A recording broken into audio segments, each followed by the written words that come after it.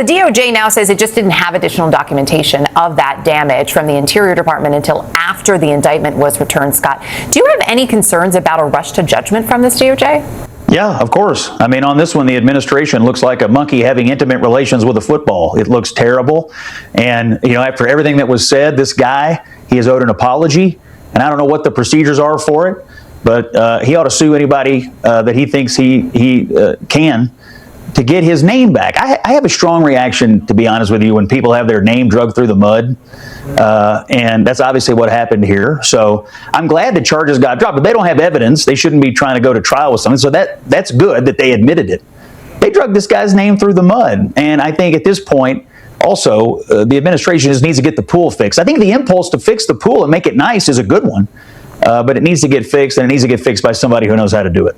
A lot of people would probably agree with you on that one. His attorney had said here when we reached out, his attorney said the Trump administration's case against David Hearn should never have been brought. Its dismissal does not erase the abuse of government power in arresting and charging a patriotic American who did nothing wrong. The government's approach was ready, fire, aim. The administration owes Mr. Hearn an apology. Scott agrees. I think the question is, Maria, and Scott, you can weigh in after too, is whether you think that apology will actually come. I mean, Scott, you're certainly not the first Republican tonight, nor the first supporter of President Trump to say, yeah, they screwed this up. So, Maria, will it actually change?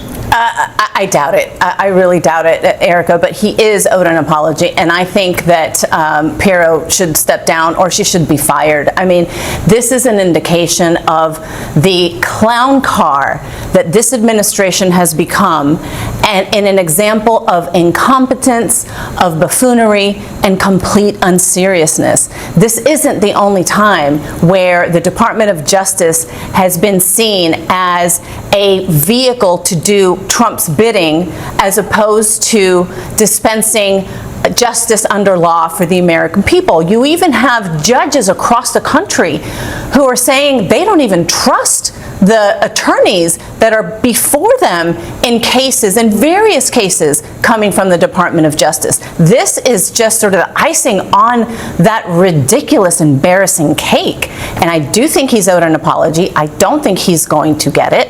And I think that this is also going to reflect badly on Republicans as we go into the midterm elections as an example of so much that is wrong with this administration and the Republicans who have been unable and unwilling to stand up to it.